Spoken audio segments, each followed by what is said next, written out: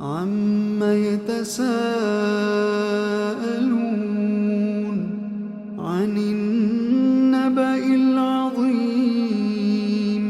الَّذِي هُمْ فِيهِ مُخْتَلِفُونَ كَلَّا سَيَعْلَمُونَ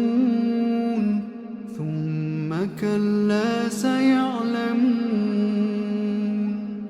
أَلَمْ نَجْعَلِ الْأَرْضَ مِهَادًا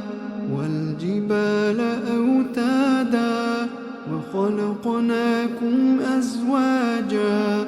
وَجَعَلْنَا نَوْمَكُمْ سُبَاتًا وَجَعَلْنَا اللَّيْلَ لِبَاسًا وَجَعَلْنَا النَّهَارَ مَعَاشًا وَبَنَيْنَا فَوْقَكُمْ سَبْعًا شِدَادًا وَجَعَلْنَا سِرَاجًا وَهَّاجًا وَأَنزَلْنَا مِنَ الْمُعْصِرَاتِ مَاءً ثَجَّاجًا لِنُخْرِجَ بِهِ حَبًّا وَنَبَاتًا وَجَنَّاتٍ